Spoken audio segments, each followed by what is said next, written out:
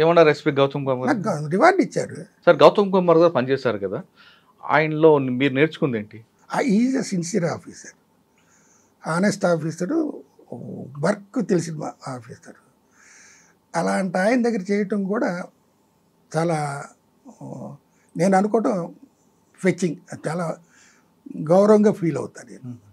అయితే ఈ రంగా హత్య కేసు అప్పుడు నేను చల్లపల్లి ఎస్ఐగా ఉన్నప్పుడు మారణకాండ చాలా జరిగినాయి. అక్కడ ఈ సారా ఫ్యాక్టరీ ఉంది, దాన్ని తగలబెట్టారు, ఇవి చేశారు. ఓ 3 రోజులు ఇవన్నీ అయిపోయినాయి. తర్వాత పోలీసులు వచ్చారు, ఇవి వచ్చి ఇవి చేశారు. కానీ నా ఏరియాల కంటే దివిసీమ అంటే కృష్ణానదికి అవతల దివిసీమ అంటారు, యువతల కృష్ణానది ఇది అంటారు. దివిసీమ ఏరియా అని అంటే సీమలన్నీ చాలా ఫెరోషియస్గా ఉంటాయి. అక్కడ కాపు కమ్యూనిటీ వాళ్ళు వాళ్ళ నాయకుడిని చంపారు అని చెప్పి 16 ఆర్టీసీ బస్సులు, 2 లారీలు, 2 జీపుల్లో ఎక్కి nearly 5,000 people with deadly weapons Avanigadda RTC bus depot capture చేసి డీజిల్ కొట్టుకొని ఆ వెహికల్స్లో బయలుదేరి వస్తున్నారు అనేది నాకు ఎస్పీ గారు లైట్నింగ్ కాల్స్, అప్పుడు ఈ కాల్స్ ఫోన్లు లేవు కదా, చేసి చెప్పి, మదన్ మోహన్ నువ్వేం చేస్తావు నాకు తెలీదు, నువ్వు వెళ్ళి నీ ఏరియాకి రానియకుండా చూడు. అక్కడ పోలీసు ఉన్నారు, అక్కడ ఇన్స్పెక్టర్లు ఉన్నారు, వాళ్ళు చేయలేని పని నేను చేస్తాననే నమ్మకం మీద నాతో చెప్పారు. కానీ చేసినప్పుడు నేనేం చేయాలి? నా దగ్గర ఉన్న ఫోర్స్ తోటి నేను గబగబా తీసుకొని నా లిమిట్స్, అప్పుడు ఈ మోపిదేవి గుడి ఉంది చూసారా, సుబ్రహ్మణ్య స్వామి డౌన్ వరకు ఉంది, అక్కడికి వెళ్ళాను. ఇప్పుడు రింగ్ బైపాస్ రోడ్ వేశారు, మోపిదేవి గుంపించి అవనిగడ్డ వెళ్తాం కదా, అవును, ఇట్లా కరువు తిరుగుద్ది కదా, ఆ కరువు డౌన్లో వరకు మా లిమిట్స్. అక్కడికి వెళ్ళి నుంచున్నాను. నేను ఒక ఏఎస్ఐ, 4 కానిస్టేబుల్, వాళ్ళ రైఫిల్, నా రివాల్వరు, నేను ఉన్నాం. నేను వెళ్ళేటప్పుడు ఎంఆర్ఓని కూడా తీసుకొని వెళ్ళా. ఎందుకు? ఏదైనా ఫైర్ ఓపెన్ చేయాల్సి వస్తే వాళ్ళ పర్మిషన్ లేకుండా చేయకూడదు కదా, తీసుకొని వెళ్ళా. నువ్వు వెళ్ళి ఆకు, నేను మీ సిఐని వాళ్ళని పంపిస్తా ఫోర్స్ని అని అన్నారు. వెళ్ళారు, వచ్చారు. నేను వెళ్ళేసి అక్కడ నుంచి ఉండేసరికి రాలే వాళ్ళు. ఇంకా వాళ్ళంతా బస్సులు ఇవన్నీ తీసుకొని పబ్లిక్ని గ్యాదర్ చేసుకురావడానికి ఇదో చేశారు. ఈ లోపల మా సిఐ, ఒక హాఫ్ సెక్షన్ ఏఆర్ వచ్చారు. నుంచున్నాం. ఇక్కడ ఏంట్రా అంటే నాకు ఫిచ్చింగు, అక్కడ దివసంలో ఉన్న వాళ్ళు కాపు, నేను కాపు, నేను చెప్తే వాళ్ళు వింటారు అనేది. దానికంటే ముందు నేను విజయవాడలో వ్యాసగారి మీద హంగర్ స్ట్రైక్ చేసి ఎదిరించి మగవాడుగా వచ్చాను అని చెప్పే నేమ్ వాళ్ళ మనసులో ఉంది. కాబట్టి వాళ్ళు వచ్చినప్పుడు వచ్చారు. వాళ్ళు అంత దూరంలో వెహికల్స్ ఆపుకొని, సార్ మీరెందుకు అడ్డం నుంచుంటారు, అవనిగడ్డలో కూడా పోలీసులు వాళ్ళు ఆపలేదు, మీరెందుకు ఆపుతారు అని అన్నారు. సరే అన్నారు కదా, నేను వదిలిపెడతాను. కానీ మీ నాయకుడిని చంపినోడిని చంపుతానంటే వదిలేస్తా, కానీ నాయకుడు చంపినోడిని కాకుండా ఆ కమ్యూనిటీ వాళ్ళని చంపుతానంటే నేను వదలను. నేను ఫైర్ ఓపెన్ చేస్తా, మీరు మమ్మల్ని చంపుతారు, రెడీ, దేనికైనా సిద్ధమే, అది ఇది అని చెప్పి మాట్లాడి యూజ్ చేసేసరికి వాళ్ళ వల్ల కాక చల్లపల్లి ఎంపీపీ రత్తయ్య ఉన్నాం, అతన్ని కూడా చంపేశారు సార్, మాకు లైట్నింగ్ కాల్ వచ్చింది అని వాళ్ళు ఎట్లయినా సరే వెళ్ళాలని ట్రై చేశారు.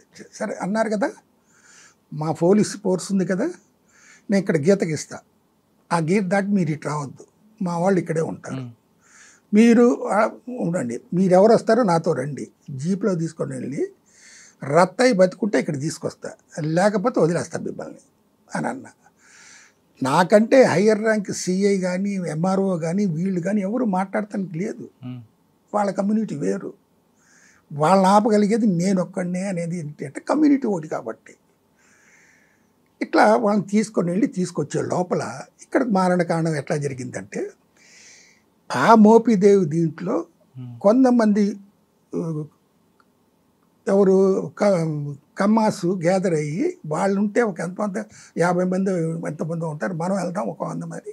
వీళ్ళు వితౌట్ యాంటిసిపేటింగ్ ఎనీ అంటే వాళ్ళు బాగా ఆపే వాళ్ళ ఇది ఎంతవరకు వచ్చారని తెలియకుండా వీళ్ళు గ్యాదర్ అయ్యి వాళ్ళని అటాక్ చేయడానికి వెళ్ళారు చలపల్లి కాదు, మోపిదేవి. మోపిదేవి. మోపిదేవి. నేను ఎక్కడ మోపిదేవి గుడి అవతల నేను ఆపిన జనాన్ని, మా సిఐ గారిని, ఏఆర్ ఫోర్స్ని అందరినీ అక్కడ పెట్టి ఎంఆర్ఓని నేను రత్నం తీసుకొచ్చేసరికి ఆ జనమంతా మోపిదేవి గుడి ముందు అక్కడ ఈ చల్ల చెదురుగా వాళ్ళు అంత ఆక్యుపై చేసి ఉండేసరికి నాకు ఆశ్చర్యం వేసింది. వచ్చాను, చేశాను, ఫైర్ ఓపెన్ చేశాను పైకి. ఇది చూస్తే నా రోడ్డు మీద 4 పడిపోయి ఉన్నారు డెడ్, అది గాయాలతోటి. అప్పుడు చెప్పాను నేను సెట్లో చెప్పి చేసి వీళ్ళందరికీ క్లియర్ చేసి వాళ్ళ వెనక్కి పంపించేసేసి ఈ 4 తీసుకొని వెళ్ళి అవినిగడ్డ హాస్పిటల్లో జాయిన్ చేస్తే ఒకడు చచ్చిపోయాడు, 3 బతికారు. ఆ ఇన్సిడెంటు హిస్టరీ. అది జరిగిన తర్వాత వాళ్ళు నా ఏరియాకి రాకుండా పంపించేశాను కదా. ఇక్కడ జరిగిన మిస్టేక్ ఏంట్రా అంటే దివిసీమ నుంచి ఎంతమంది వచ్చారో అనేది తెలుసుకోకుండా మోపిదేవిలో ఉన్న యూత్ కానీ ఒక కమ్యూనిటీ కానీ వాళ్ళని అటాక్ చేయాలి, వాళ్ళని తిరిగి వెనక్కి పంపించాలి అనే ఉద్దేశంతో వచ్చి వీళ్ళు నష్టపోయారు. ఇది జరిగింది. అయిపోయిన తర్వాత ఎస్పీ గారు అన్నారు, మదన్ మోహన్ నేను చెప్పేంత వరకు నువ్వు మోపిదేవి వదిలిపెట్టి రాబాక, అక్కడే ఉండు అని అన్నారు. ఇది వెళ్ళిపోయింది. ఈ ఇన్సిడెంట్ జరిగిన తర్వాత మంగళాపురం అని చల్లపల్లి పక్కన అక్కడ ఒక వెటనరీ డాక్టర్ ఉన్నారు, వెంకటేశ్వరరావు గారని. ఆ వెటనరీ డాక్టరు ఈ కోళ్ల ఫారాల మీద అందరికీ చేస్తుంటారు. ఆయన బై కాపు కమ్యూనిటీ. ఇప్పుడు ఇక్కడ నష్టం జరిగింది కమ్మోళ్ళకి కదా, ఆయనకి నష్టం చేయాలని అక్కడ యూత్ ఏం చేసేది, ఆయన ఇంటి మీదకి వెళ్ళి చేశారు. ఓకే. అక్కడ ఆయన లేడు, డాక్టర్ లేడు, వాళ్ళ ఫ్యామిలీ మెంబర్స్ ఉంటే వాళ్ళు జోలికి వెళ్ళకుండా ఇంటి వరకు డ్యామేజ్ చేసేసరికి ఈ సంగతి మళ్ళీ తెలిసింది వాళ్ళకి. ఇది జరిగింది ఒకరోజు. ఈ జరిగిన తర్వాత ఆ డాక్టర్ని ఇంటి మీదకి వెళ్ళటం మరుసటి రోజు, ఆ మరుసటి రోజు మళ్ళీ బయలుదేరి వచ్చారు. మళ్ళీ మోపుదేవికి ఆ 16 ఆర్టీసీ బస్సులు, 2 జీపులు, 2 లారీలు వేసుకుని మళ్ళీ అదే పబ్లిక్ విత్ డెడ్లీ వెపన్స్ మేము వెళ్ళాలి. మా డాక్టర్ని ఇది చేస్తారా, దానికి కాస్త మేము ఇది చేస్తాం. సరే మీరు నాకు ఇది చేసుకుంటారంటే మేము చేతకాని వాళ్ళమా ఉన్నాం కదా అని చెప్పి ఇది చేస్తే మళ్ళీ యథా ప్రకారంగా మళ్ళీ పోలీసు, అప్పుడు మహారాష్ట్ర పోలీసు కూడా వచ్చింది. ఇవన్నీ వచ్చారు. నాకంటే 3 సిఐలు ఉన్నారు, నా పై అధికారులు. వాళ్ళు ఏం మాట్లాడుకో ఊరికిన కూర్చున్నారు, ఇది చేశారు. నేను అప్పుడు అన్నా, మీరు చేసిన దానికి నా మాటిని మీరు ఆగారు, వాళ్ళు వచ్చారు, మీకు జరిగింది, తప్పు మీదే కదా. మళ్ళీ మీరు చేసిన తప్పుకు మీ డాక్టర్ సఫర్ అయ్యాడు కదా, మీ డాక్టర్ దగ్గరికి వెళ్ళాలి అనేది యాటిట్యూడ్ మానుకోండి. ఇది ఇట్లా పెరుగుతూ పోతే సమాజంలో ఎవరు ఇది కాదు, మేము చూస్తా ఊరుకోము, ఫైర్ ఓపెన్ చేస్తాం, చస్తాం, మీరు చస్తాం, మేము చస్తాం, అది కావాలా ఇది కావాలంటే సార్ మీరు చెప్పారని నేను ఆగాం కదా, ఆగితే వాళ్ళే కదా వచ్చి మమ్మల్ని ప్రేరేపించి చేసింది. అలా చేసినప్పుడు మీ మాట గౌరవం ఇచ్చి చేసినప్పుడు మేము వెనక్కి తిరిగి వెళ్ళిపోయినప్పుడు మా డాక్టర్ ఇంటి మీద పడి ఇది చేయటం ఏంటి, మేము ఆ ఊరు దాకా వెళ్ళాలి, మీరైనా కలుస్తారా, మేమైనా కొట్టుకుంటాం, రెడీ అని వాళ్ళు డిసైడ్ అయిపోయారు. అయినప్పుడు సిఐలు వీళ్ళు వాళ్ళ వల్ల కాలేదు, నువ్వే ఏదైనా చెయ్యి మదన్ మోహన్ అని నన్ను అడిగారు. నాకంటే పై ఆఫీసర్ ఉన్నప్పుడు నేను ఎట్లా మాట్లాడతా అని అనుకున్నప్పుడు చేసి, సార్ మంచి జరిగితే మీ పేరు చెప్పుకోండి, చెడు జరిగితే నా పేరు చెప్పుకోండి, వాళ్ళ సైకాలజీ ఏంటి, వాళ్ళు ఏం అడుగుతారో నేను డెసిషన్ తీసుకుంటాను అని అప్పుడు తీసుకుంటున్నప్పుడు అడిగా, మీకేం కావాలి అంటే మంగళాపురం దాకా వెళ్ళాలి సార్, తీసుకెళ్తా, కానీ నేను చెప్పిన మాట మీరు వినాలి, మీరు చెప్పిన మాట నేను రిస్క్ తీసుకొని తీసుకెళ్తున్నా, మీకు మాకు తగాదాలు లేకుండా, కొట్టుకోకుండా, కాల్చుకోకుండా ఇది చేసుకోవటానికని నేను చెప్తున్నా అని అన్నప్పుడు ఆలోచించి మహారాష్ట్ర పోలీసు వీళ్ళంతా వచ్చారు కదా, మా సిఐలు ఉన్నారు కదా, వెహికల్స్ ఉన్నాయి కదా, వాళ్ళ వెహికల్స్ మధ్యన 4 వెహికల్స్ మధ్యన మా వెహికల్స్ పెట్టి ప్రతి లారీకి బస్సులకి ఒక 2 కానిస్టేబుల్ డోర్ దగ్గర నుంచోబెట్టి దిగనీయకుండా వాళ్ళని అరేంజ్ చేసి నేను పైలట్గా ఉండి వాళ్ళని ఒక ఊరేగింపుగా తీసుకుని వెళ్ళి తిప్పి మళ్ళీ వెనక్కి పంపించేసా. ఏమీ జరగలే.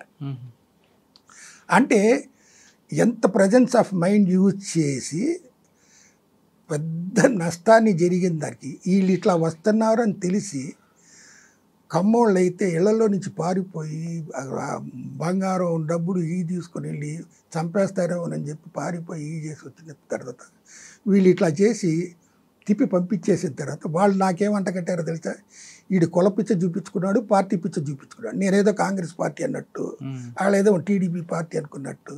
కుల పిచ్చ అంటే వాళ్ళు కాపులు, నేను కాపునే. నేను కుల పిచ్చ చూపించుకోకుండా ఉంటే వాళ్ళు బతికేవాళ్ళు కాదుగా. సరే, ఒకసారి వెనక్కి వెళ్తే వ్యాస్ గారి టైంలో అని పనిచేశారు కదా, రంగా హత్యకు ముందు ఏం జరిగింది? రంగాన్ని ఎందుకని టార్గెట్ చేశారు? రంగాన్ని ఎందుకు టార్గెట్ చేశారు అది ఇది అనేది జగమెరిగిన సత్యమే, కాదని కాదు. ఆయనకి చెప్పిన ఆయన అనుకుండా రోడ్డు మీద కూర్చున్నాడు. పోలీస్ ఫోర్స్ ఉంది, పోలీస్ ఫోర్స్ తీసేశారు, చంపేశారు, అదంతా జరిగింది తెలియదు. కానీ ఆయనకి నాకు ఎటువంటి అరమరికలు కానీ లేకపోతే ఆయనకి నాకు బంధుత్వం కానీ స్నేహం కానీ ఏమీ లేదు. నేను ఆయన మీద ఎస్పీ మీద హంగర్ స్ట్రైక్ చేశాననే ఒక గ్రాటిట్యూడ్ ఉంది. ఆత్మగౌరవం కోసం ఎస్ఐ నిరాహార దీక్ష అని ఆయన ఆంధ్రజ్యోతిలో అప్పుడు ఎడిషన్ హైదరాబాద్ నుంచి వచ్చేది కాబట్టి అక్కడి నుంచి ఇచ్చేశారు. నేను చేయడానికి కారణం సార్, ఒక ఆఫీసర్ ఎలాంటోడో అనేది సబార్డినేట్స్ తెలుసుకున్నప్పుడు సబార్డినేట్స్ కూడా ఎలాంటోడో అనేది ఆఫీసర్ తెలుసుకోవాలిగా.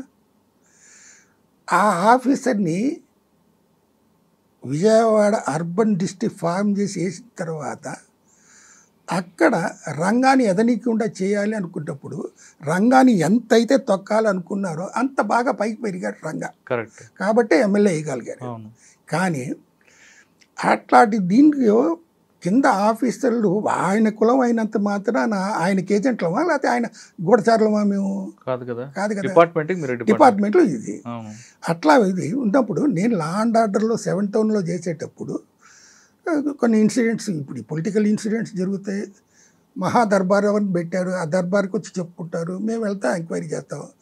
తప్పు చేసి వచ్చి వీళ్ళ దగ్గర చెప్పి మాకు అన్యాయం జరిగింది అని వ్యాస్ గారి ముందు చెప్తుంటే ఆయన వెళ్ళి విచారించడుగా, మేమే కదా వెళ్ళి విచారించేది, మాకేంటి పార్షియాలిటీ? అట్లా మేము ఇది చేసేటప్పుడు నా వల్ల ఆయనకి తలకాయ నొప్పి వచ్చింది. 7 టౌన్ ఎందుకు వేసాను ఏంటి, ఇంటి అక్కడి నుంచి అట్టా ట్రాన్స్ఫర్ చేయాలి అని ఆయన మనసులో పడిపోయిందేమో. దీనికంటే ముందు కూడా ఎలక్షన్స్ జరిగినాయి. నాదెళ్ల భాస్కర్ రావు ప్రభుత్వం పడిపోయిన తర్వాత వచ్చింది కదా, ఆ ఎలక్షన్స్లో నా 7 టౌన్ ఏరియాలో ఈ రిగ్గింగ్ జరుగుతుంది. నెహ్రూ తమ్ముళ్ళు ఇద్దరు, బాజీను మురళి బుక్ క్యాప్చర్స్ చేస్తారు కాబట్టి మేము ఎలక్షన్ బందోబస్తు డ్యూటీలో ఉండి చెప్పిన తర్వాత బాజీ మీద ఎన్బిడబ్ల్యూ ఉంది. కానీ దాన్ని నేనేమో ఎగ్జిక్యూట్ చేయకుండా రిగ్గింగ్ జరగకుండా చూస్తానికి వస్తే మీరు తీసుకుని వెళ్ళి లోపలేస్తాను, నీ మీద ఎన్బిడబ్ల్యూ కూడా ఉంది అని చెప్పి ఇది చేశాను. నాకు అప్పుడు మురళి కనపడలే, బాజీ ఒకడే కనపడ్డాడు. చెప్పినా ఆకుండా నేను రౌండ్స్ కొట్టి వెళ్ళేటప్పటికల్లా చేసేవాడు.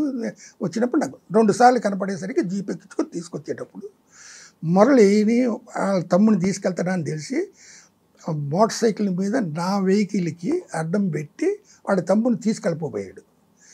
నేను అప్పుడు రివాల్వర్ తీసి 1 నిమిషం టైం ఇస్తాను లేకపోతే నిన్ను కాల్ చేస్తా అని వార్నింగ్ ఇచ్చేసరికి వెళ్ళిపోయాడు. ఇది నేను ఓపెన్గా బైక్లోనే ఎస్పీ గారికి ఇన్ఫార్మ్ చేస్తాను. Sir, when I'm bringing an NBW person having arrested him in the polling booth, his brother Murali came and obstructed me for my lawful duties. ఆయన నువ్వు తొందరపడబాక నువ్వు నా దగ్గరికి తీసుకురా అన్నాడు. తీసుకెళ్ళి ఆయన దగ్గర ప్రొడ్యూస్ చేశాడిని. చేసి చెప్పిన తర్వాత తీసుకెళ్ళి లోపలే అని అన్నాడు. వేశాను. ఆ తాళం నా దగ్గరే పెట్టుకున్నా. ఎందుకు? ఆయనకి వస్తుంది మళ్ళీ ప్రెషరు. స్టేషన్లో ఉంటే మళ్ళీ డిఎస్పీని ఎవరినో పంపించి వదిలిపెట్టమని ఆయన ఇన్స్ట్రక్ట్ చేశాడు. నేను ఎలక్షన్ డ్యూటీలో తిరుగుతున్నాను. సాయంత్రం 7-8 గంటల దాకా ఈ డ్యూటీ అయిపోయిన తర్వాత గచ్చతరలాగా వచ్చి అప్పుడు నా దగ్గర తాళం తీసుకుని వాళ్ళని వదిలిపెట్టుకునే దౌర్భాగ్య స్థితి వచ్చిందంటే మేము ఎట్లా పని చేయగలుగుతాం?